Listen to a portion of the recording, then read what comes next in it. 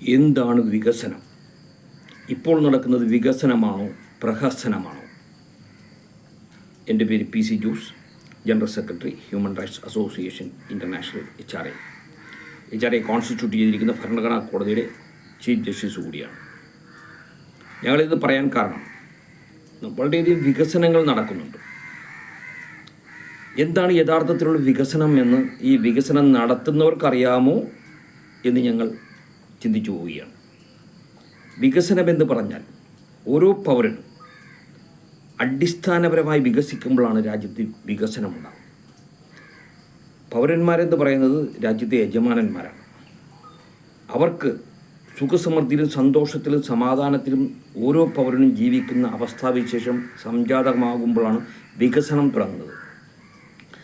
അങ്ങനെ സംജാതമാകുമ്പോൾ മനുഷ്യ വിഭവശേഷി ശരിയായ രീതിയിൽ ഉപയോഗപ്പെടുത്താൻ സാധിക്കും. മനുഷ്യ വിഭവശേഷി ശരിയായ രീതിയിൽ ഉപയോഗപ്പെടുത്തി കഴിഞ്ഞാൽ ഇവിടെ ഉൽപ്പാദനം വർദ്ധിപ്പിക്കും. ഉൽപ്പാദനം വർദ്ധിച്ച് ആ ഉൽപ്പാദനം ജനങ്ങളുടെ അല്ലെങ്കിൽ പൗരന്മാരുടെ ആവശ്യങ്ങൾ നിറവേറ്റിയതിന് ശേഷം ബാക്കി വരുന്നതാണ് സമ്പത്തെന്ന് പറയുന്നത്. അല്ലാതെ നമ്മൾ എന്തെങ്കിലും ഒരു വലിയ വലിയ പ്രൊജക്റ്റുകൾ കൊണ്ടുവന്നിട്ട് കുറച്ച് സമ്പന്ന കുറ്റവാളികൾക്ക് സമ്പത്തുണ്ടാക്കി കൊടുക്കാനും രാഷ്ട്രീയ നേതൃത്വങ്ങൾക്ക് കൈക്കൂലി വാങ്ങാൻ അല്ലെങ്കിൽ ജുഡീഷ്യറി എക്സിക്യൂട്ടീവ് മിനിസ്റ്ററി ലെവലിലുള്ളവർക്ക് കുറച്ച് കേസുകൾ ഉണ്ടാക്കി സമ്പത്തുണ്ടാക്കാനും എന്നുള്ളതല്ല വികസനം എന്ന് പറയുന്നത്.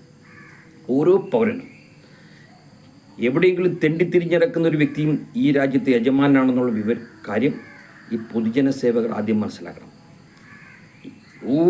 ഒരുത്തൻ പോലും, ഒരു വ്യക്തി പോലും, ഒരു പൗരൻ പോലും തെണ്ടിത്തിരിഞ്ഞ് നടക്കാൻ പാടില്ല. അവൻ ആവശ്യമുള്ള ആഹാരവും വസ്ത്രവും പാർപ്പിടവും അതോടൊപ്പം തന്നെ എൻ്റർടൈൻമെൻറ്റ്സും മരുന്നുകളും ഒക്കെ കൊടുക്കാൻ ഇവിടുത്തെ സംവിധാനത്തിന് സാധിക്കണം. അത് ഓരോ പൗരനും ഈക്വലായിട്ട് തന്നെ കൈകാര്യം ചെയ്യണം. അവിടെയാണ് വികസനം തുടങ്ങുന്നത്. അല്ലാതെ ഇവിടെ പല വലിയ വലിയ പ്രൊജക്റ്റുകൾ വന്ന് അതിൽ നിന്നുണ്ടാകുന്ന ആ നേട്ടങ്ങൾ ഇവിടുത്തെ രാഷ്ട്രീയ നേതൃത്വങ്ങളും പിന്നെ ഉദ്യോഗസ്ഥ വൃന്ദങ്ങളും രാഷ്ട്രീയ മത സംഘങ്ങളും എല്ലാം വീതിച്ചെടുത്ത് അവർ സുഖസമൃദ്ധിയിൽ ജീവിക്കുന്നതല്ല വികസനം. അങ്ങനെ ഒരു വികസനമല്ല നമ്മുടെ ഭരണഘടന വിഭാവനം ചെയ്തിരിക്കുന്നത്. ഭരണഘടനാപരമായിട്ട് പ്രവർത്തിക്കാൻ ഇവിടുത്തെ പബ്ലിക് സർവൻസ് തയ്യാറായി കഴിഞ്ഞ് കഴിഞ്ഞാൽ ഇത് നടക്കും. പക്ഷെ അവർ ചെയ്യുന്നില്ല. അവരിപ്പോഴും തുടരുന്നത് ബ്രിട്ടീഷ് രീതിയിലാണ്. ബ്രിട്ടീഷ് രീതി തുടരാനല്ല നമ്മളുടെ പൂർവികർ രക്തം ചിന്തിയും ജീവൻ ബലി കൊടുത്തും ഈ ബ്രിട്ടീഷ് രാക്ഷസന്മാരിൽ നിന്നും സ്വാതന്ത്ര്യം നേടിയെടുത്തു. ഈ സ്വാതന്ത്ര്യം നേടിയെടുത്തതിന് ശേഷം 1947 നമുക്ക് സ്വാതന്ത്ര്യം കിട്ടിയതിന് ശേഷം അതിനുശേഷം പ്രവർത്തിക്കേണ്ടത് ഭരണഘടനാപരമായിട്ടായിരുന്നു. ആരെങ്കിലും ശ്രദ്ധിച്ചോ? ഇവിടെ ഒരു ഭരണഘടനയുണ്ടെന്നും അല്ലെങ്കിൽ ആ ഭരണഘടന അനുസരിച്ചാണോ ഇവിടുത്തെ പബ്ലിക് സർവൻസ് പ്രവർത്തിക്കുന്നതെന്നും ആരെങ്കിലും ചിന്തിച്ചിട്ടുണ്ടോ? പ്രത്യേകിച്ച് കോടതികൾ അവർ ഒരു കാരണവശാലും ഈ ബ്രിട്ടീഷ് സിസ്റ്റം മാറ്റാൻ തയ്യാറല്ല എന്നുള്ള രീതിയിലാണ് ഇപ്പോഴും ഇരിക്കുന്നത്. അവർക്ക് ഭരണഘടനാപരമായി പ്രവർത്തിക്കുന്നതിന് ട്രെയിനിങ് കൊടുക്കാമെന്ന് കോടതികൾ, ഈ ഭരണഘടനാ കോടതി നിർദ്ദേശിച്ചതാണ്, പല ജഡ്ജിമാർക്കും നിർദ്ദേശിച്ചത്. പക്ഷെ അവർ ചെവിക്കൊള്ളുന്നില്ല. അവർക്ക് ചിലപ്പോൾ അതിനുള്ള ധൈര്യമില്ലാഞ്ഞിട്ടായിരിക്കാം, ഇല്ലെങ്കിൽ അവർക്ക് സമ്മർദ്ദങ്ങളുണ്ടായിരിക്കും.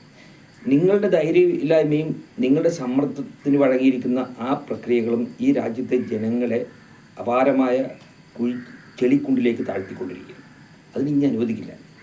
നിങ്ങളെയും ഭരണഘടനാപരമായി നിങ്ങൾ പ്രവർത്തിച്ചില്ലെങ്കിൽ നിങ്ങളെ CRPC 43-ാം വകുപ്പ് പ്രകാരം അറസ്റ്റ് ചെയ്ത് നടപടികൾ സ്വീകരിക്കാൻ ഭരണഘടനാ കോടതിക്കും ജനങ്ങൾക്കും സാധിക്കും. ആ കാര്യം നിങ്ങൾ മറക്കണ്ട. ഇവിടെ പ്രത്യേകിച്ച് പോലീസും ജുഡീഷ്യറിയും ശക്തമായിട്ട് ഭരണഘടനാപരമായിട്ട് പ്രവർത്തിക്കാൻ ബാധ്യസ്ഥരാണ്. അവർ തയ്യാറാകണം. ഈ രാജ്യത്തെ ഭരണഘടനയിൽ പറഞ്ഞിരിക്കുന്നത് ധനം ഒരു സ്ഥലത്തും കുന്നുകൂടാൻ പാടില്ല എന്ന് പറയുമ്പോൾ അതിന് വളം വെച്ച് കൊടുക്കുന്ന ഫിനാൻഷ്യൽ സ്ഥാപനങ്ങളിലെ അതിൻ്റെ ആ നേതൃത്വങ്ങളെ അറസ്റ്റ് ചെയ്യേണ്ട ഉത്തരവാദിത്വം പോലീസിനും കോടതികൾക്കുണ്ട്. അവരെന്താ ചെയ്യുന്നത്? സമ്പത്ത് കുന്നുകൂട്ടുന്നവരെ സഹായിക്കണം. അവർ സമ്പത്ത് കുന്നുകൂട്ടുക എന്ന് പറഞ്ഞാൽ ക്രിമിനൽ കുറ്റമാണ്. ഈ ക്രിമിനൽ കുറ്റം ചെയ്യുന്നവരെ സഹായിക്കുകയാണ് ചെയ്യുന്നത്. അവരെ സംരക്ഷിച്ച് നിർത്തുകയാണ് ബാങ്കുകളും കോപ്പറേറ്റീവ് സൊസൈറ്റികളും മറ്റുള്ള ഫിനാൻഷ്യൽ ഇൻസ്റ്റിറ്റ്യൂഷനെല്ലാം ചെയ്യുന്നത്. അതെല്ലാം അവരേക്ക് നിയമ നടപടികൾ സ്വീകരിക്കേണ്ട ഉത്തരവാദിത്വം കോടതികൾക്കും പോലീസിനുമാണ്.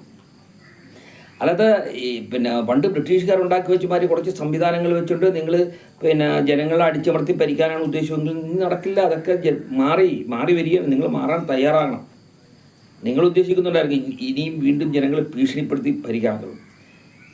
അങ്ങനെ ഭരിക്കാൻ നിങ്ങൾക്ക് സാധിക്കില്ല. അങ്ങനെ ചെയ്തു കഴിഞ്ഞു കഴിഞ്ഞാൽ ഭരണഘടനാ കോടതി ശക്തമായിട്ട് ഇടപെടും. അതിനുള്ള സംവിധാനങ്ങൾ ഞങ്ങളുടെ ഭരണഘടനാ കോടതിക്കുന്നുണ്ട്. നിങ്ങൾ ചെയ്യേണ്ടത് എന്താണ്? നിങ്ങൾക്കറിയില്ലെങ്കിൽ ഞങ്ങൾ ട്രെയിനിങ് തരാം. ഏത് രീതിയിലാണ് നമുക്കൊരു നിയമപരമായ രീതിയിൽ മാത്രമേ ഈ സംവിധാനത്തിൻ്റെ ഭരണഘടനാപരമായ സംവിധാനത്തെ നമുക്ക് പ്രവർത്തിപഥത്തിൽ കൊണ്ടുവരാൻ സാധിക്കുകയുള്ളൂ. അല്ലാതെ ഏതെങ്കിലും രീതിയിൽ നമ്മൾ ബ്രിട്ടീഷുകാർ ചെയ്താൽ ഇവിടെ ഒരു ലെവലിലും എത്തില്ല. ഇന്ന് കാണുന്ന അഴിമതിയും അക്രമവും എല്ലാം അതിൻ്റെ പരിണിത ഫലങ്ങളാണ്. ഇവിടെ എന്താണ് സംഭവിക്കുന്നത്? ഇവിടെ നിങ്ങൾ ഒരു കള്ളനെ പിടിക്കുമ്പോൾ ഈ കള്ളനാകാൻ കാരണം നിങ്ങളല്ലേ? ഭരണഘടന 39 ബിയും സിയും 47 നടപ്പിൽ വരുത്തിയിരുന്നെങ്കിൽ ഇവൻ കള്ളനാകുമായിരുന്നു? ഇവൻ കള്ളനാകില്ല. ഇവന് സമ്പത്ത് മോഷ്ടിക്കേണ്ട കാര്യമില്ല. കാരണം സമ്പത്ത് എല്ലാവർക്കും തുല്യമായി ലഭിക്കുമ്പോൾ മോഷണത്തിൻ്റെ ആവശ്യമിരിക്കുന്നു. അപ്പോൾ യഥാർത്ഥ കുറ്റവാളികൾ ഈ പോലീസും കോടതികളുമാണ്. നിങ്ങളെയാണ് ശിക്ഷിക്കേണ്ടത്. ശിക്ഷ നിങ്ങൾക്കാണ് കിട്ടേണ്ടത്, അല്ലാതെ സാധാരണക്കാരനല്ല ശിക്ഷിക്കേണ്ടത്. എന്ത് കുറ്റകൃത്യങ്ങൾ എടുത്താലും 99% കുറ്റകൃത്യങ്ങളും സാമ്പത്തിക അസമത്വങ്ങളിൽ നിന്നാണ് ഉണ്ടാകുന്നത്. അപ്പോൾ സാമ്പത്തിക അസമത്വങ്ങൾ പാടില്ലെന്നും ഈ സമ്പത്ത് എല്ലാ ജനങ്ങൾക്കും ഒരുപോലെ ഉപകാരപ്രദമാകണമെന്നും അങ്ങനെ ഉപകാരപ്രദമാക്കിയ ശേഷം അതിൽ ജനങ്ങളുടെ അല്ലെങ്കിൽ പൗരന്മാരുടെ ആ മനുഷ്യ വിഭവശേഷി ശക്തമായി ഉപയോഗപ്പെടുത്തി കഴിഞ്ഞ് കഴിഞ്ഞാൽ ഇവിടെ ഇഷ്ടംമാതിരി പ്രൊഡക്ഷൻ ഉണ്ടാകും. ഇപ്പം എന്താ ചെയ്യുന്നത്? ഈ മനുഷ്യ വിഭവശേഷി ഉപയോഗപ്പെടുത്തേണ്ട യുവജനങ്ങളെ എല്ലാം ഈ മയക്കുമരുന്നും മദ്യവും ഒക്കെ കൊടുത്ത് ഇവർ മയക്കിയിട്ടേക്കുകയാണ്. ഒരു കുപ്പി മദ്യമുണ്ടെന്ന് പറഞ്ഞു കഴിഞ്ഞാൽ ഓടിക്കൂടും യുവജനങ്ങൾ, അല്ലെങ്കിൽ മയക്കുമരുന്നുണ്ടെന്ന് പറഞ്ഞു കഴിഞ്ഞാൽ ഓടിക്കൂടും. പക്ഷേ നല്ലൊരു കാര്യത്തിന് വേണ്ടിയിട്ട് ട്രെയിനിങ് പ്രോഗ്രാം എന്ന് പറഞ്ഞു കഴിഞ്ഞാൽ ആരും ഉണ്ടാകില്ല. എന്താണ്? അവരെല്ലാം ഈ രാഷ്ട്രീയ മത കൊള്ളസംഘങ്ങൾ അടിച്ചമർത്തി വെച്ചിരിക്കുകയാണ്. അതിൽ നിന്ന് രക്ഷ നേടുക വളരെ ബുദ്ധിമുട്ടാണ്. പക്ഷേ അതിന് രക്ഷ നേടാൻ ബുദ്ധിമുട്ടാണെങ്കിൽ പോലും അതിന് കൈകാര്യം ചെയ്യേണ്ടത് ആ രക്ഷയിലേക്ക് ഉയർത്തിക്കൊണ്ടുവരേണ്ട ഉത്തരവാദിത്വം ഇവിടുത്തെ പ്രധാനമായും കോടതികൾക്കാണ്. കോടതികൾ നിർദ്ദേശങ്ങൾ കൊടുക്കണം. അവരുടെ താഴെയുള്ള എക്സിക്യൂട്ടീവ്സിനും മിനിസ്റ്റീരിയൽ വിഭാഗത്തിനും നിർദ്ദേശങ്ങൾ കൊടുക്കണം. ഞങ്ങളങ്ങനെ കൊടുത്ത് കാണിച്ചിട്ടുണ്ട്. ഈവൻ കോടതികൾക്ക് പോലും ഞങ്ങൾ നിർദ്ദേശങ്ങൾ കൊടുത്തിട്ടുണ്ട്. അത് പാലിക്കാൻ നിങ്ങൾ ബാധ്യസ്ഥരാണ്.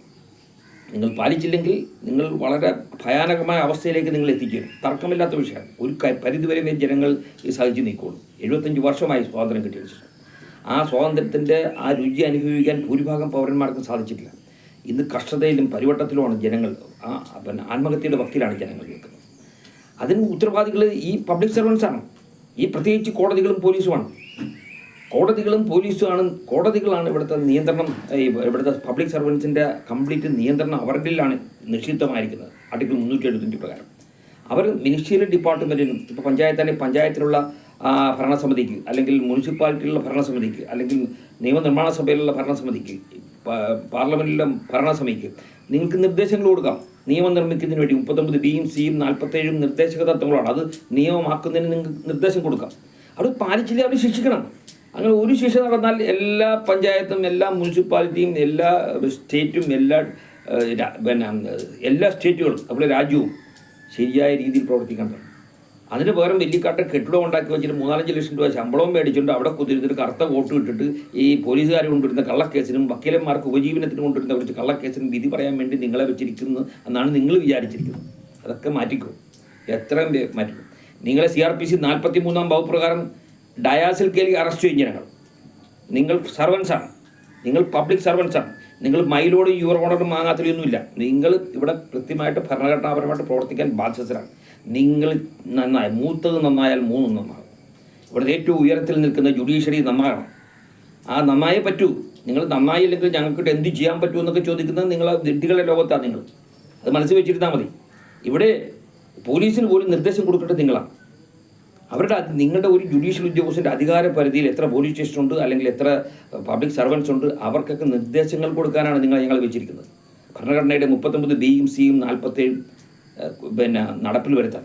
അതിൽ ലംഘിക്കുന്ന ആരെയാണെങ്കിലും ശിക്ഷിക്കാൻ നിങ്ങൾക്ക് ബാധ്യസ്ഥരാണ്. അല്ലാതെ കള്ളനെയും മറ്റുള്ള അല്ല ശിക്ഷിക്കേണ്ടത്. അവരെ ഈ കള്ളന്മാരാക്കിയത് അല്ലെങ്കിൽ അവരെ ഈ ലെവലിൽ എത്തിച്ചത് നിങ്ങളാണ്. നിങ്ങൾ കൃത്യമായിട്ട് പ്രവർത്തിച്ചിരുന്നെങ്കിൽ, ഭരണഘടനാപരമായിട്ട് പ്രവർത്തിച്ചിരുന്നെങ്കിൽ ഇവിടെ ഒരുത്തനും കള്ളനാകില്ലായിരുന്നു. അല്ലെങ്കിൽ ഒരുത്തനും അങ്ങനെ കക്കേണ്ട ആവശ്യമില്ല. എല്ലാ കാര്യങ്ങളും കൃത്യമായിട്ട് നടക്കും. ഇതിനിപ്പോൾ എന്താണ് ചെയ്യേണ്ടത്? ഒരു 10 കുടുംബമുള്ള ചെറിയ യൂണിറ്റുകളായിട്ട് തിരിച്ചുകൊണ്ട് ഒരു 20 വയസ്സ് വരെയുള്ള പൗരന്മാർക്ക് അവർക്ക് വിദ്യാഭ്യാസം കൊടുക്കുക. ഏത് പ്രൊഡക്ഷനെ അടിസ്ഥാനമാക്കി, നമ്മുടെ ഭരണഘടനയെ അടിസ്ഥാനമാക്കി പ്രൊഡക്ഷനെ അടിസ്ഥാനമാക്കി വിദ്യാഭ്യാസം കൊടുക്കുക. 20 വയസ്സ് തൊട്ട് 60 വയസ്സ് വരെയുള്ള കൊണ്ട് 8 മണിക്കൂറെങ്കിലും ജോലി ചെയ്യിപ്പിക്കാം. അങ്ങനെ അതിൽ അപ്പോൾ ഉൽപ്പാദനം വർദ്ധിക്കുക. ആ ഉൽപ്പാദനം ജനങ്ങളുടെ ആവശ്യങ്ങൾ നിറവേറ്റിയതിന് ശേഷം ബാക്കി വരുന്നത് നമുക്ക് വിറ്റ് കാശാക്കാം. അതാണ് നമ്മുടെ സമ്പത്തെന്ന് പറയുന്നത്.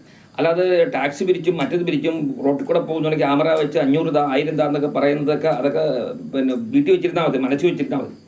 ഞങ്ങളുടെ ഭാഷയിൽ പറയും അത് മറ്റൊരു രീതിയിൽ പറയേണ്ടി വരും. അതൊക്കെ നിങ്ങൾ മനസ്സിൽ വെക്കുക. ഇനി ചെയ്യേണ്ടത് എന്താണ്?